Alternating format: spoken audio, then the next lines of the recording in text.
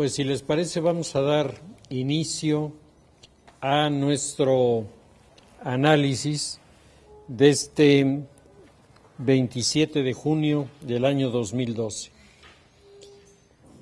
A escasos 3 días del proceso electoral, el análisis lógicamente tiene que versar fundamentalmente sobre este proceso y todas las implicaciones que con él vienen acompañadas.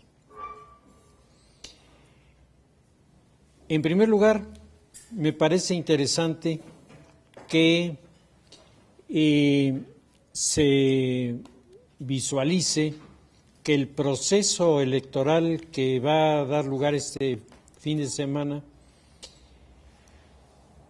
va a definir 2.127 cargos de elección. Es decir, es un proceso amplio, es un proceso que se da cada 6 años y que hay la tendencia de ir homologando todos los procesos electorales a lo largo y a lo ancho del país para que México no esté en un permanente proceso de elecciones que ya vimos que en la práctica da pésimos resultados, porque los partidos atrapados en las campañas electorales de su región impiden que los acuerdos nacionales de los partidos funcionen.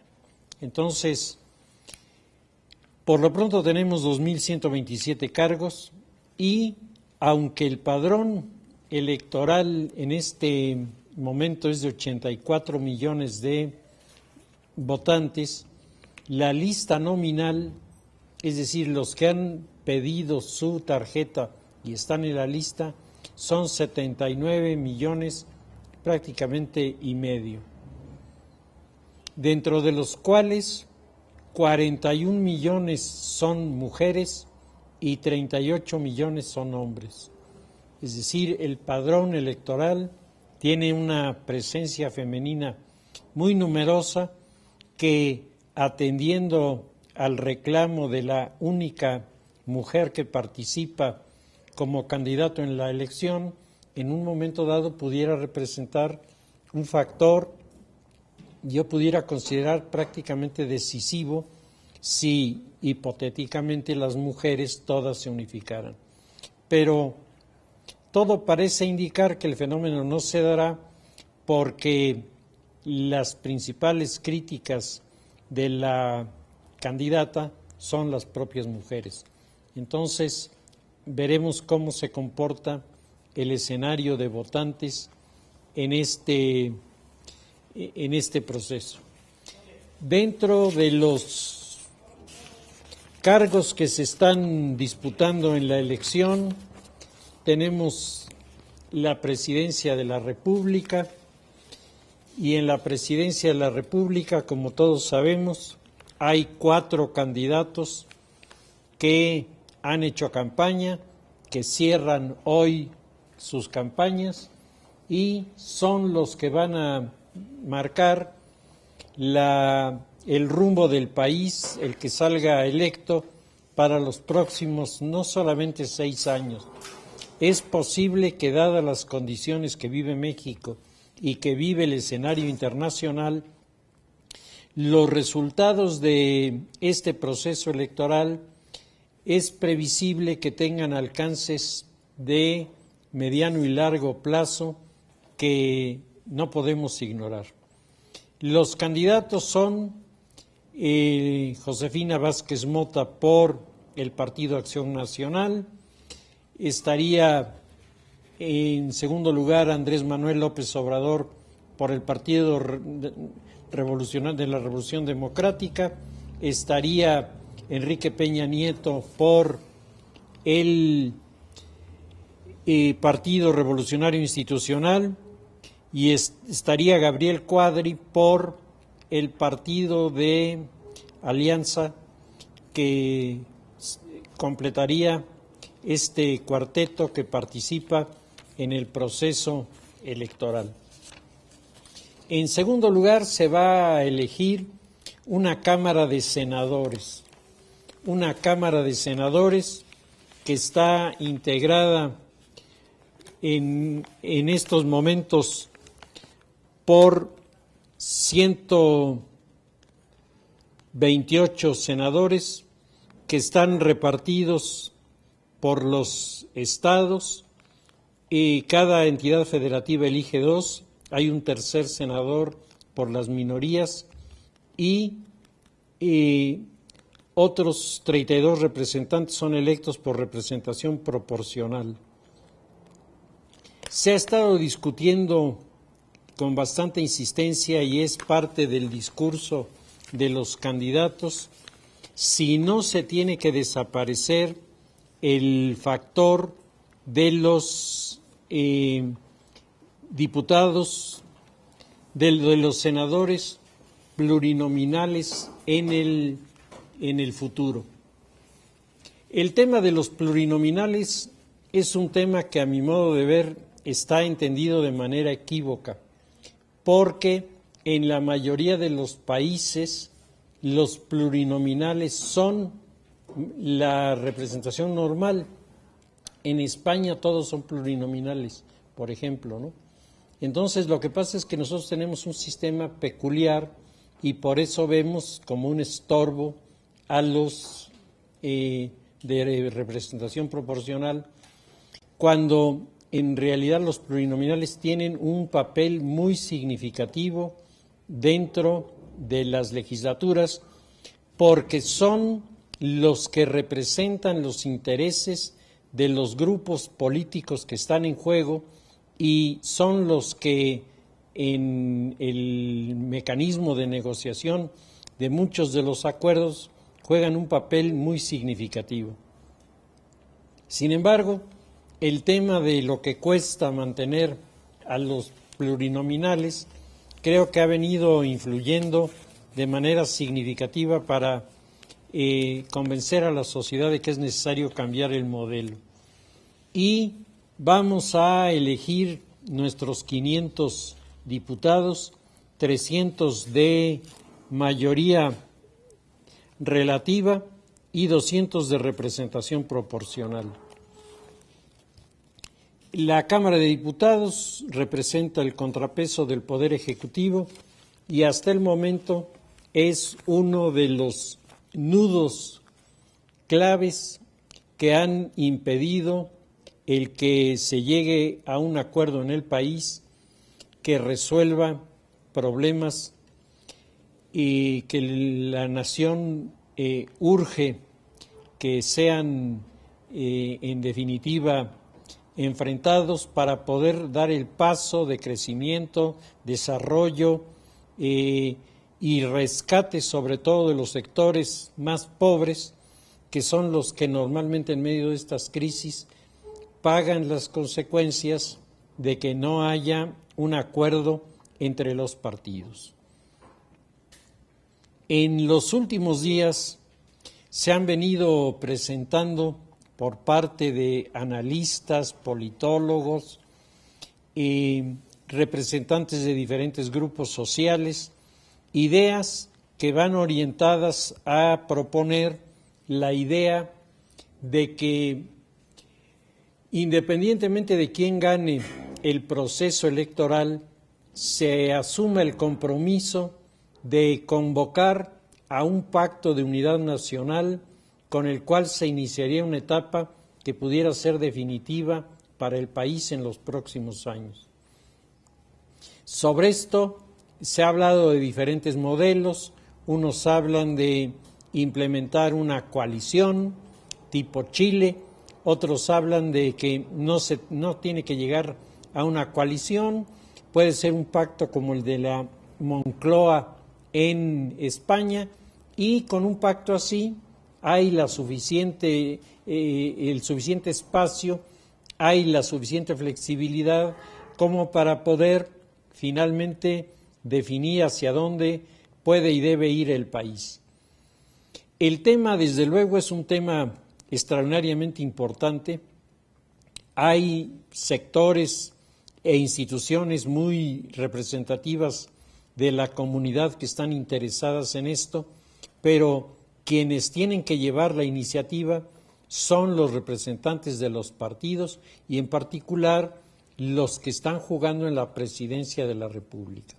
Ahí tiene que haber un acto de voluntad política para aceptar una negociación de este tipo.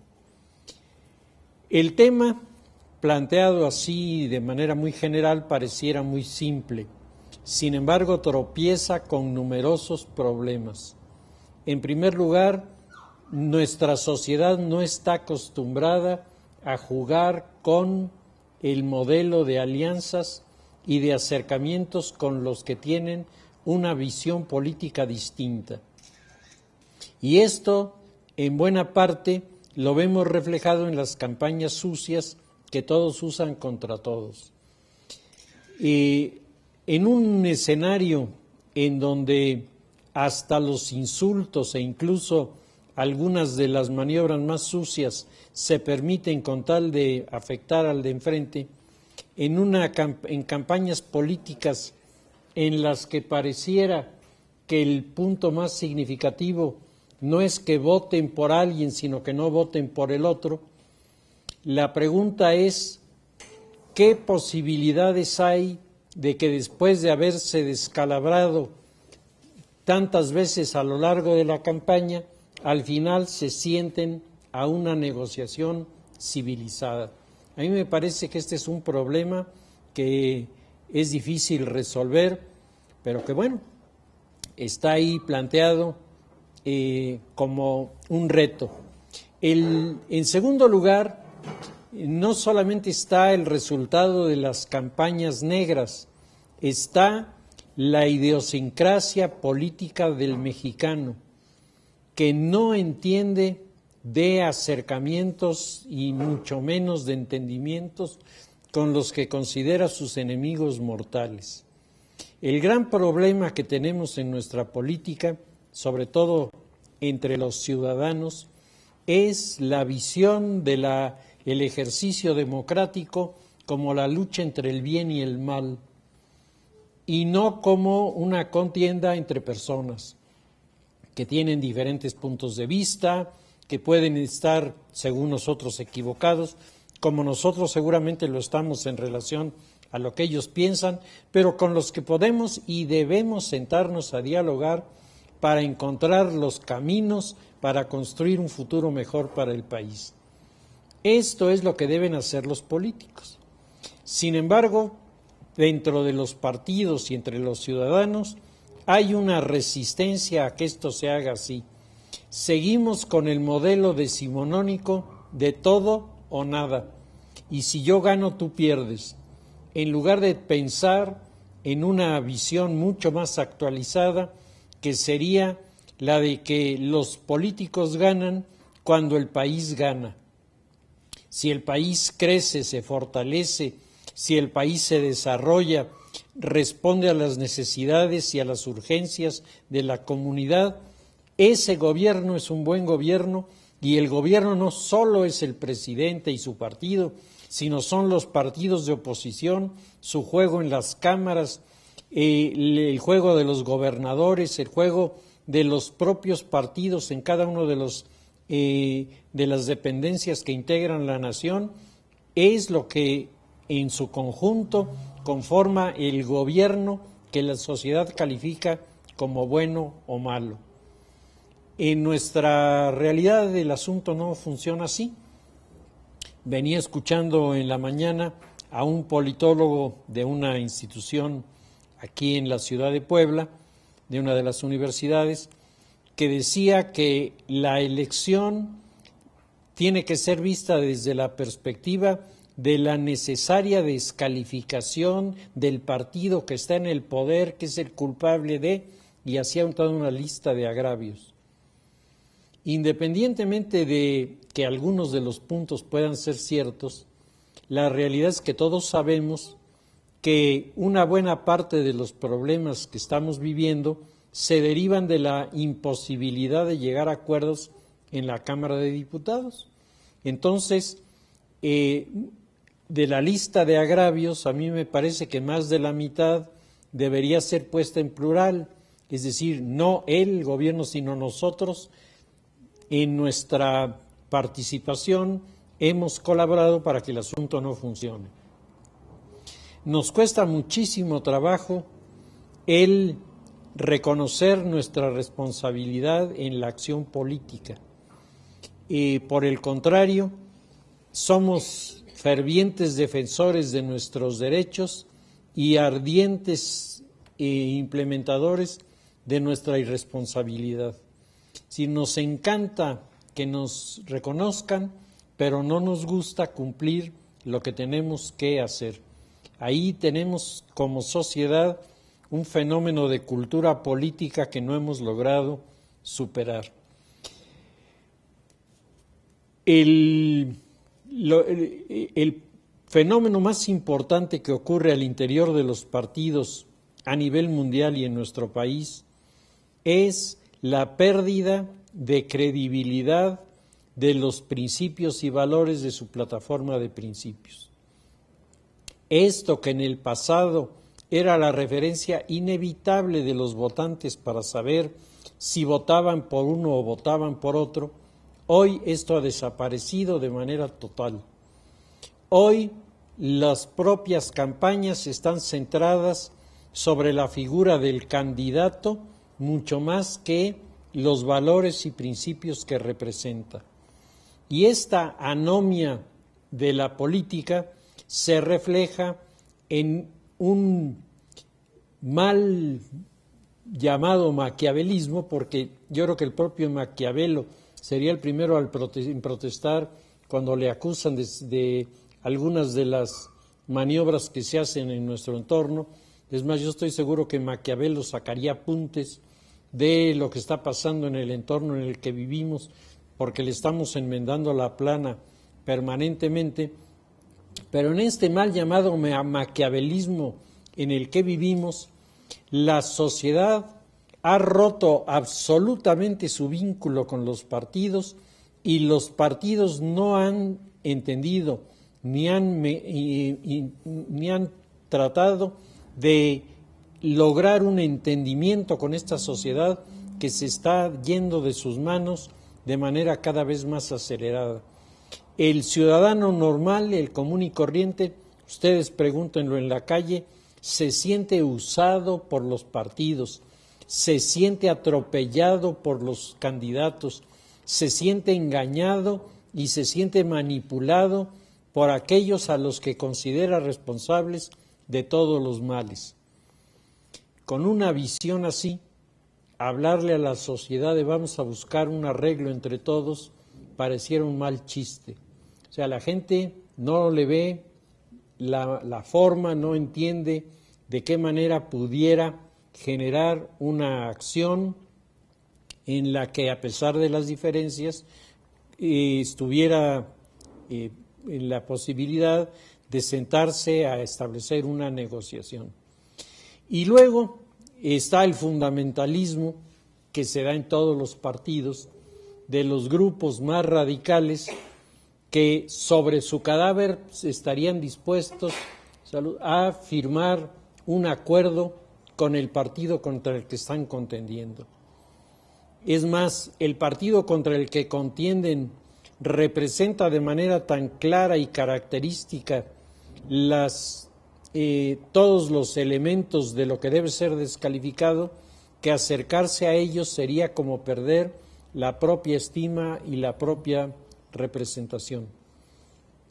A mí me ha tocado discutir con algunos de estos fundamentalistas de diversos partidos y siempre me he encontrado con esta resistencia absoluta a intentar lo que es el juego de la democracia. El gran problema que tenemos es que a lo largo de nuestra historia hemos desarrollado experiencias que nosotros pensamos que son democráticas y están todavía muy lejos de poderse calificar así, por lo menos en plenitud. Todo nuestro siglo XIX fue un siglo en el que nos tropezamos permanentemente con la idea de los sectarismos de un lado y del otro, y los sectarismos no construyen. El sectarismo naturalmente, por su propia definición, el sectarismo destruye. Entonces, dos sectarismos confrontados acabaron convirtiendo a los partidos en ejércitos que no se sentaban a dialogar, sino se daban de balazos y pensaban que la mejor manera de implementar su proyecto o sus ideas era matando al de enfrente. El modelo exitoso del porfiriato en determinadas áreas no pasó por la prueba de las urnas.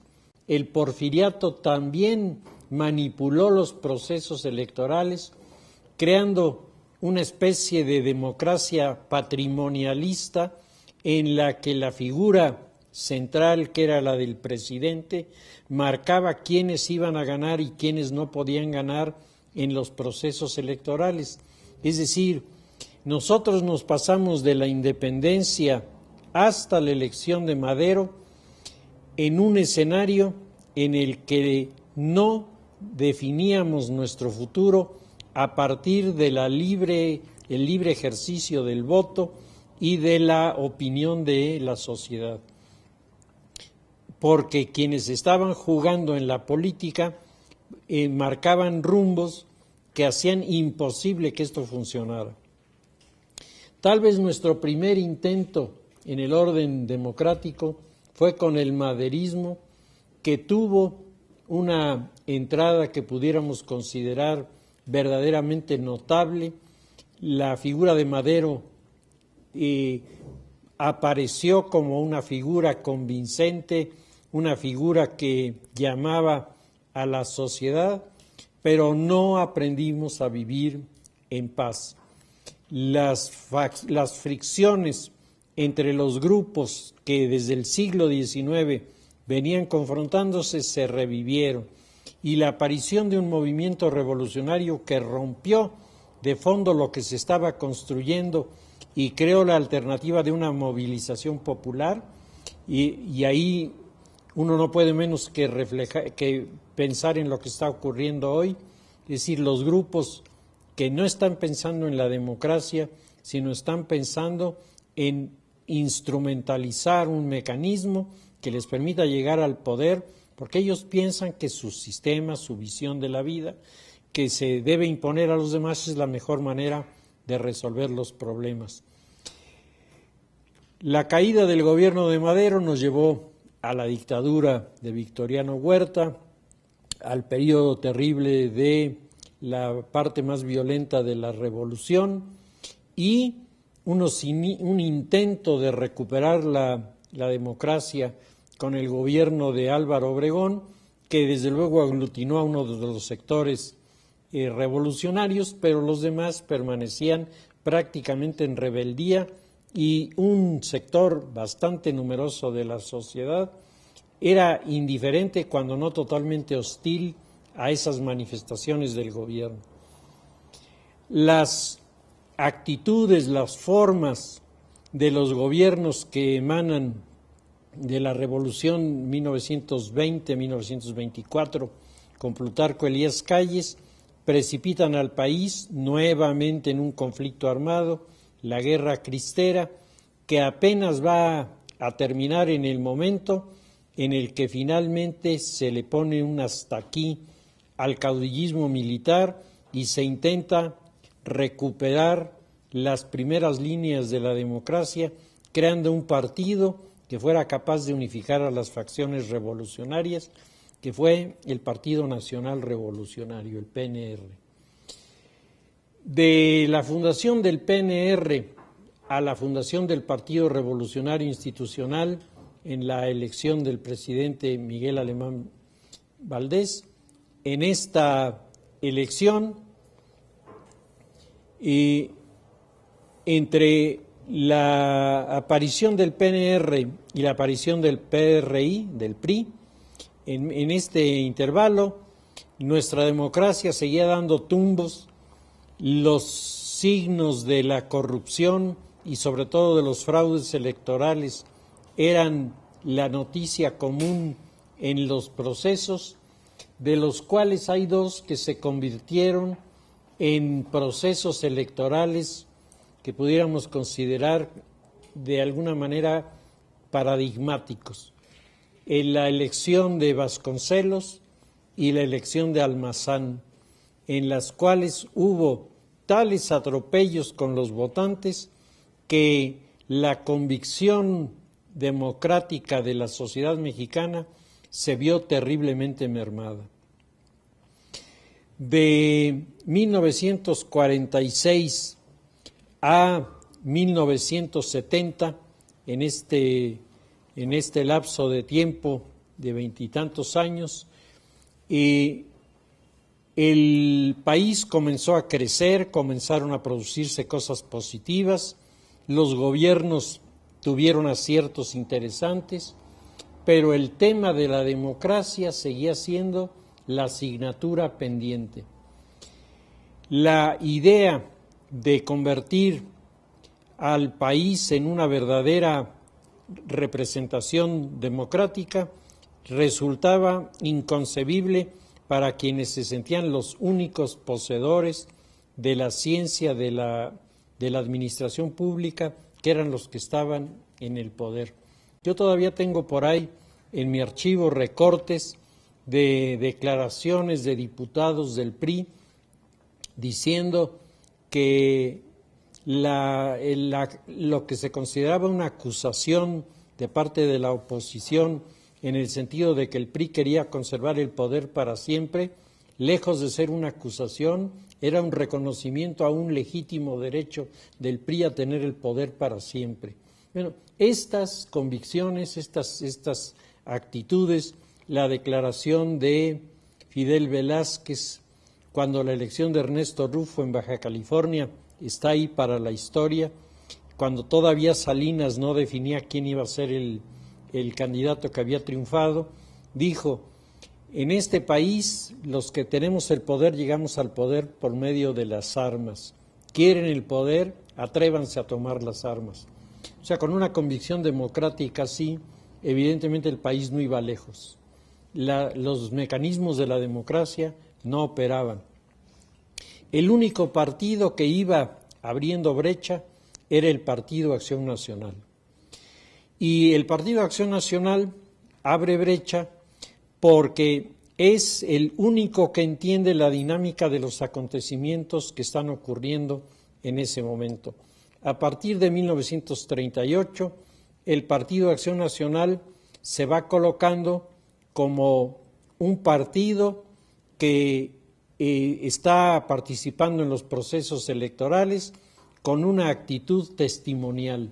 Es decir, la intención del partido no era tanto ganar la elección como darle el testimonio de que había gente que sí quería la democracia y gente que se oponía a la misma. Este trabajo de ir concientizando a sectores de la sociedad de que era necesario reclamar espacios de participación, yo creo que es uno de los méritos más grandes del Partido Acción Nacional. Pero el Partido Acción Nacional, por esta actitud testimonial, abandonó la verdadera búsqueda del poder. Y entonces, durante un lapso de tiempo largo, el Partido Acción Nacional actuaba dentro de los mecanismos del sistema, avalaba en buena parte lo que estaba ocurriendo y no se presentaba como una opción. Era una oposición leal, pero no era una opción política. La aparición de los primeros diputados plurinominales, la aparición de fórmulas de representación de las minorías, comenzó a crear dentro de las cámaras la transformación y comenzaron a generarse a partir de los años 80, o sea, fíjense qué tan cerca, los años 80, hace 30 años apenas, comenzó realmente el proceso de buscar una manera de actuar en la política más cercana a los verdaderos requisitos que establece la democracia. En este sentido, hubo una apertura que se comenzó a generar por parte de diferentes grupos en la medida, y esto es muy significativo de señalar, en la medida en la que las ideologías se fueron muriendo y los conceptos de izquierda y derecha se volvieron como de chicle, nadie sabía exactamente qué representaban y qué decían. Las viejas categorías para identificar izquierdas y derechas se perdieron y ya no existen más. Hoy los conceptos son un poco inventados porque si uno revisa lo que en el pasado identificaba a unos y otros, ni remotamente se da en los grupos que hoy presentan esta titularidad o a los que se les señala esta titularidad. Cuando se desvanecen las ideologías es cuando en México comienza a aparecer por primera vez un espíritu democrático que busca a través de la representación un juego que es diferente del que antes se manejaba. Y de los años 80 en adelante, de manera lenta y paulatina, la sociedad comenzó primero a reclamar, a presentar sus desacuerdos, a señalar los errores de un modelo presidencialista en donde la figura del presidente era todo, cuando en su campaña política para recuperar el poder hoy, el Partido Revolucionario Institucional, uno de sus argumentos es: nosotros sí sabíamos manejar, sí sabíamos gobernar el país. Se les olvida lo que en aquellos años era la acusación principal de la sociedad. La Cámara de Diputados no era una cámara de representación, sino era una cámara de levantadedos. El presidente decía algo y la Cámara inmediatamente lo aprobaba sin cuestionamientos. No había un debate, no había la posibilidad de que al presidente se le negara algo de lo que estaba proponiendo. Como consecuencia de esto, el poder del presidente era el poder que definía el rumbo del país. Muchas de las acciones de crecimiento y desarrollo del país que tienen que ser reconocidas surgieron en un modelo autoritario. Es decir, son dos elementos que están ahí combinados y que no podemos ignorar. El autoritarismo tiene también, y por eso es tan atractivo, tiene sus aspectos positivos, y a mucha gente le gusta el que se dice algo y no haya quien se oponga. Yo no sé si a ustedes les haya tocado, pero a mí me ha tocado con mucha frecuencia oír a personas que dicen: yo estoy cansado de este gobierno, porque este gobierno lo que debía decir es dar un manazo y decir así se hacen las cosas y meter el ejército en la Cámara.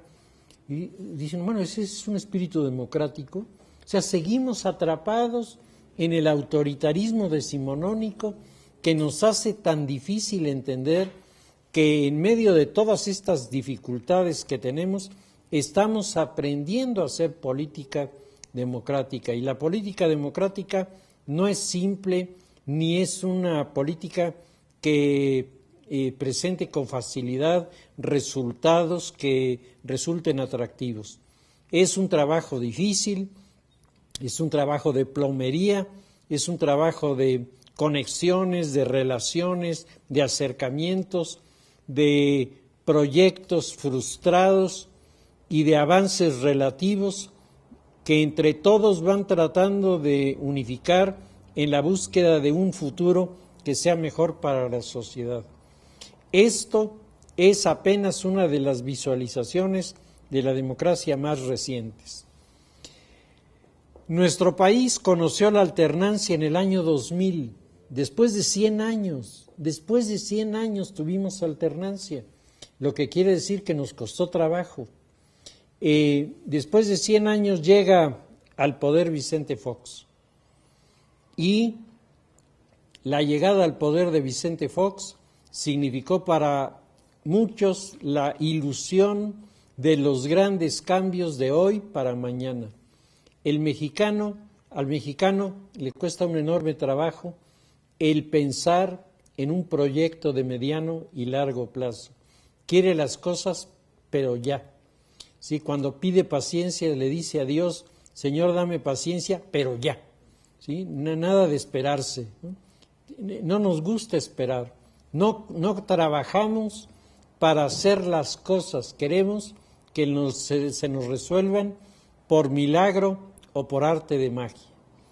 En un escenario así, en el que entre el año 2000 y el año 2012 se produce la primera alternancia en el poder, se produce el final de la modernidad, se producen los efectos desastrosos y devastadores de la desmodernización, se produce la sustitución generacional al interior de los organismos políticos, sociales, culturales, religiosos, y todo esto trastorna la comunidad en la que vivimos. En medio de eso se han desenvuelto estos últimos 12 años de nuestra democracia, que ha intentado, a veces con un poco más de acierto que en otros, de lograr el engranaje que finalmente le haga operar con éxito en el proceso democrático. Hoy volvemos a encontrarnos en la circunstancia de la elección, en una elección en donde tenemos organismos electorales que, si bien están todavía muy distantes de ser lo que todos quisiéramos, organismos totalmente ciudadanizados, tenemos que reconocer que no son malos, tenemos que reconocer que pueden resolver los problemas y que las perspectivas del funcionamiento de los organismos electorales para este domingo podemos verlas con tranquilidad y con confianza. Cuando se han comenzado a circular rumores de fraudes y de malos manejos en el proceso electoral, a mí me ha llamado muchísimo la atención la declaración del rector de la UNAM el día de ayer, señalando que las autoridades son confiables, los mecanismos son legítimos, que no hay manera de manejar algoritmo alguno para cambiar el proceso y que el supuesto fraude es un mito que tenemos nosotros que abandonar. A mí me ha llamado mucho la atención porque la UNAM ha abanderado siempre las causas de línea populista y parecería como muy alineado con quien está manejando en este momento la idea de un posible fraude. A mí me parece que los mexicanos podemos estar en ese sentido tranquilos. Las encuestas, el día de hoy se presentó el último bloque de encuestas, siguen sin convencer a la sociedad. Los propios encuestadores lo reconocen. En primer lugar, hablan de un 65% de personas que se niegan a ser encuestadas. Le preguntan y dicen, yo no le contesto. Lo que habla de que haya un manifiesto desacuerdo con esta operación. Las encuestas hoy variaban desde los que le dan 5 puntos de ventaja a Peña Nieto frente a sus competidores, hasta los que dicen que tiene 17, es decir, ya no solamente inalcanzable, sino de ser cierta esta apreciación, tendríamos un poder ejecutivo con una Cámara de Diputados prácticamente bajo su control. Sin embargo, las encuestas que tratan de mantener los números de manera más objetiva nos hablan de que, en primer lugar, los dos competidores de Peña Nieto están muy cercanos en los números y que si el número de indecisos finalmente estuviera en la actitud de participar y se dividieran entre los dos que están allí, tendríamos una cercanía tan grande que en una de esas si Peña Nieto ganara escenario número 1, ganaría por un margen de 3 puntos, 4 puntos cuando más, que serían suficientes para convencer a cualquiera de que se había ganado. Es decir, si Peña gana, el escenario es más fácil de defender porque los números darían espacios de convencimiento que la gente aceptaría. Si ganara Josefina, el número de la diferencia de votos sería pequeñísima. Estaría ganando tal vez por 1 punto y a lo mejor por un poco menos de 1 punto. Y eso, si hace 6 años fue un problema, imagínense ahora. Sin embargo, es posible, ¿no? El día de ayer, uno de los analistas que a mí me resulta de los más creíbles, Sergio Sarmiento, en su artículo decía, el PRI está cometiendo un error serio porque se está confiando de su voto duro y hoy las circunstancias han cambiado. Dice, y la única persona que parece haber entendido que de aquí al domingo hay algo que puede cambiar las cosas es la participación, es Josefina. Dice, con todo y su cuchicuchi, dice, yo veo que está entendiendo que la convocatoria a participar es lo más adecuado. Si le alcanzará o no, quién sabe. Después de haber iniciado una campaña desastrosa, de haber sido vapuleada por los medios, la mujer se ha levantado, ha crecido, el cierre de su campaña es un cierre que llama la atención, que presenta números que antes parecían imposibles que ella pudiera lograr, pero la pregunta sigue siendo, ¿le alcanzará para el domingo? Habrá que ver qué dicen los indecisos, porque si los indecisos dicen que sí, le alcanza. Si los indecisos se abstienen o se van con el PRD, evidentemente el que crece es el PRD.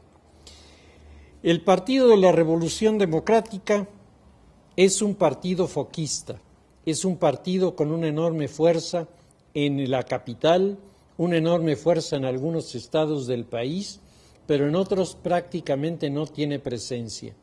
En las elecciones de Baja California Norte ni siquiera tiene representantes. Ahí está desaparecido. Y esto es uno de los puntos que tradicionalmente ha jugado un papel significativo para que un partido pueda aspirar realmente a llegar a la presidencia de la República. Su capacidad de presencia a nivel nacional.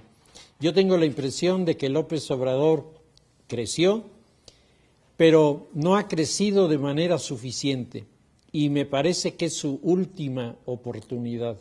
Al interior del PRD, las diferencias evidentes entre Marcelo Ebrard y López Obrador están a la vista y en estas circunstancias, si López Obrador no logra los números de los que él está hablando, que sus encuestadoras le dicen, pues evidentemente tendremos a un López Obrador perdedor, que su opción sería plantearse la alternativa de regresar al numerito de hace 6 años, que me parece muy difícil de conseguir.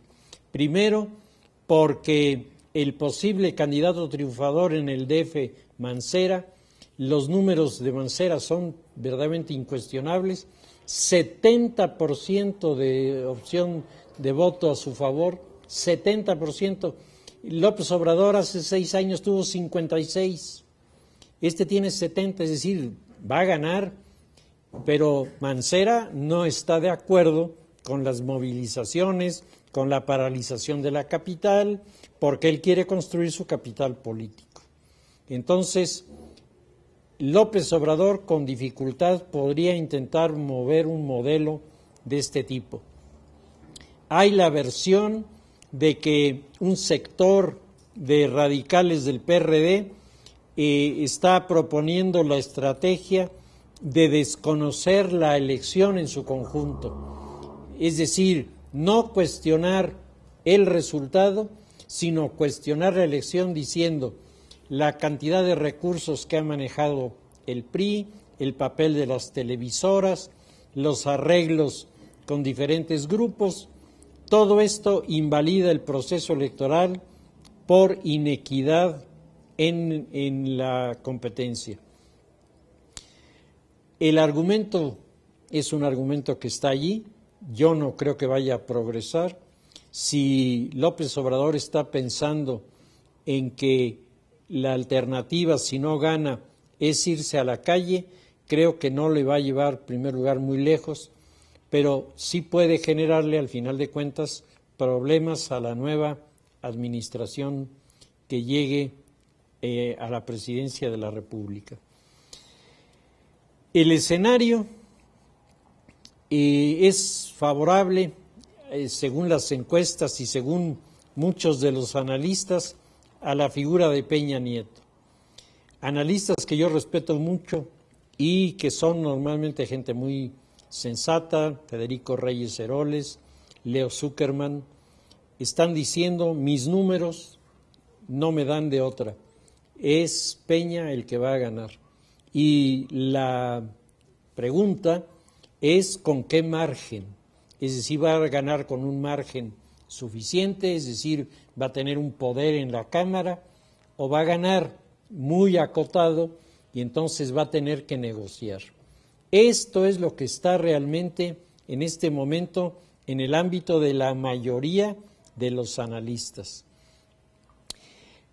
Los analistas que tratan de mantener todavía una línea de no definición siguen considerando que tanto López Obrador como Josefina tienen posibilidades. Hay una controversia sobre si Josefina está creciendo más rápido que López Obrador, o que si lo que está pasando es que Josefina crece y López Obrador parece estar ya detenido y un poco descendiendo. Ahí hay una controversia según lo que ustedes lean. Los periódicos, los editorialistas, según sus simpatías, pues van marcando.